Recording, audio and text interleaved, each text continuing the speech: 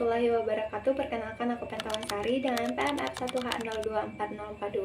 Di sini saya akan menjelaskan secara lisan tentang koreksi-koreksi pada metode gravitasi. Koreksi pada gravitasi itu sebenarnya dipengaruhi oleh letak titik pengamatan dan ketinggiannya dari spheroid referensi.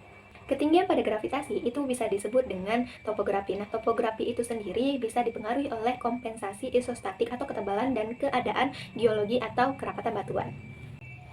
Koreksi pada gravitasi itu memiliki anomali medan gravitasi di topografi yang dapat didefinisikan sebagai delta gravitasi sama dengan gravitasi observasi dikurang gravitasi teoritis, di mana gravitasi observasi itu adalah nilai yang diamati atau yang dapat diukur secara langsung di lapangan, sedangkan nilai gravitasi teoritis itu adalah nilai yang diamati menggunakan teori atau koreksi yang dapat dihitung dengan teoritis.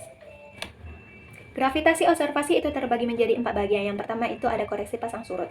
Nah, koreksi pasang surut itu dipengaruhi oleh efek pasang surut itu sendiri karena memiliki gaya tarik-menarik antara dua benda angkasa, yaitu matahari dan bulan, di mana pasang surut itu bisa mengurangi nilai gravitasi yang telah diukur. Oleh sebab itu, nilai koreksi pasang surut itu bisa ditambahkan. Nilai gravitasi koreksi pasang surut itu adalah anomali gravitasi yang telah diukur oleh pasang surut itu sendiri.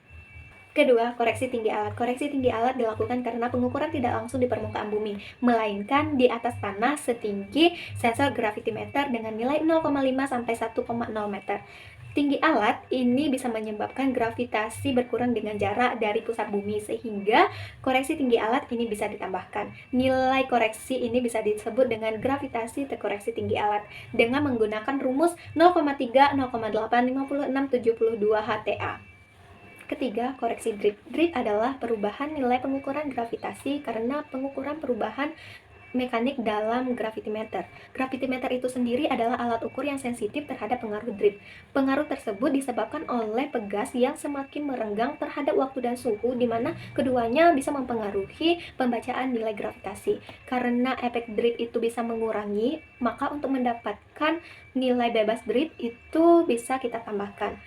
Nama koreksi ini bisa kita sebut dengan gravitasi terkoreksi drift. Dan yang terakhir adalah nilai gravitasi mutlak. Nilai gravitasi mutlak itu diperoleh dengan mengikat nilai gravitasi relatif terhadap suatu titik ikat gravitasi. Titik ikat itu adalah titik yang sudah diketahui nilai gravitasi mutlaknya. Dan nilai gravitasi di titik ikat itu bisa kita tambahkan ke nilai gravitasi relatif pada suatu titik amat untuk memperoleh nilai gravitasi mutlak di titik amat. Sedangkan nilai gravitasi relatif adalah nilai gravitasi diukur yang memiliki perbedaan nilai antara satu titik ke titik yang lainnya. Gravitasi teoritis. Gravitasi teoritis adalah medan gravitasi yang disebabkan oleh faktor-faktor non-biologis dan nilainya dihitung berdasarkan persamaan rumus secara teoritis. Gravitasi teoritis itu terbagi menjadi 4 bagian. Yang pertama itu ada koreksi lintang. Koreksi lintang itu digunakan untuk mengetahui nilai gravitasi yang diukur di permukaan bumi. Karena semakin tinggi letak lintangnya, maka semakin besar percepatan gravitasinya. Jadi medan gravitasi di bumi itu cenderung bertambah besar ke arah kutub dengan menggunakan rumus. Kedua, koreksi udara bebas. Koreksi udara bebas dilakukan untuk mengurangi efek perubahan nilai gravitasi karena pengaruh ketinggian posisi titik pengukuran dari spheroid referensi. Anomali udara bebas ini hanya memperhitungkan nilai elevasi dan belum diperhitungkan massa di antara titik pengukuran dan bidang datum, sehingga nilai koreksi udara bebas itu bisa kita tambahkan ke nilai gravitasi normal dengan menggunakan rumus.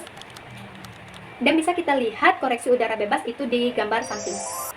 Sehingga koreksi udara bebas itu hanya memiliki massa. Ketiga, koreksi Boger.